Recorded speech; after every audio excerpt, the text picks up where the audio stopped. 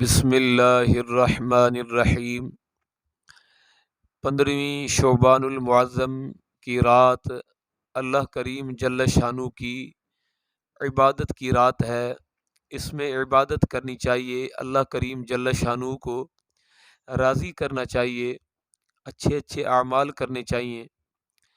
آئیے میں ایک حدیث پاک آپ کی خدمت میں عرض کرتا ہوں، جس میں صاف لکھا ہے کہ حضور سرور عالم صلی اللہ علیہ وسلم اس رات کے اندر کس انداز سے عبادت فرماتے تھے۔ یہ شعب الایمان بحقی ہے، اس کا جلد نمبر 3 ہے اور اس کا صفحہ نمبر ہے 306 اور حدیث نمبر ہے 3835۔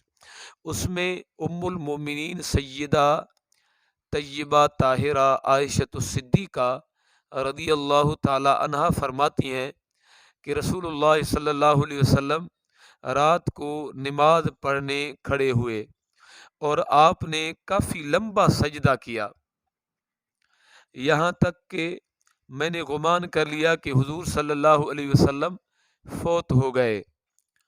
واپس آ گئی۔ جب میں نے یہ حالت دیکھی تو میں ڈرتے ہوئے اٹھ کر اور آپ کے انگوٹھے کو حرکت دی۔ آپ صلی اللہ علیہ وسلم نے حرکت کی، لہٰذا میں واپس آ گئی۔ جب آپ نے سجدے سے سر اٹھایا اور نماز سے فارغ ہو کر آئے تو فرمانے لگے، اے عائشہ، یا یوں کہا اے حمیرہ، کیا تم نے یہ گمان کیا تھا کہ نبی صلی اللہ علیہ وسلم نے تیرے ساتھ دھوکہ کیا ہے؟ میں نے کہا کہ نہیں، اللہ کی قسم یا رسول اللہ، لیکن میں نے گمان کیا تھا کہ آپ کو اللہ تعالیٰ نے قبض کر لیا ہے بوجہ اس کے لمبے سجدے کے۔ حضور نے فرمایا، کیا تم جانتی ہو کہ یہ کون سی رات ہے؟ میں نے کہا، اللہ اور اللہ کا رسول بہتر جانتا ہے۔ حضور نے فرمایا کہ شعبان کی 15ویں شب ہے۔ حاضرین سامعین، اس شعب الایمان شریف کی حدیث پاک سے آپ اندازہ کریں کہ حضور سرور عالم صلی اللہ علیہ وسلم نے 15ویں شعبان کی رات کو بہت طویل لمبا سجدہ فرمایا۔ آپ عبادت کے اندر مصروف تھے۔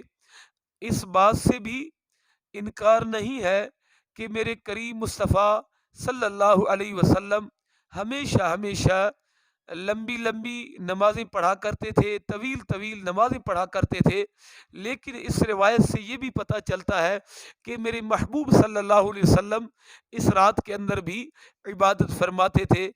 تو ہم سب مسلمانوں کو چاہیے کہ اپنے محبوب صلی اللہ علیہ وسلم کی اداؤں کو ادا کرتے ہوئے ہر وقت، ہر ساتھ، ہر گھڑی اللہ کریم جل شانہ کی عبادت کرنی چاہیے، اور اس رات کے اندر بھی اپنے کریم رب العالمین کی خلوص دل سے عبادت کرنی چاہیے اور اپنے کریم رب ذوالجلال کو راضی کرنا چاہیے۔ اللہ کریم آپ کو، ہم کو، سب مسلمانوں کو اس 15ویں شب کو اچھے طریقے سے خلوص نیت سے عبادت کرنے اور عبادت کے نور سے منور ہونے کی توفیق عطا فرمائے۔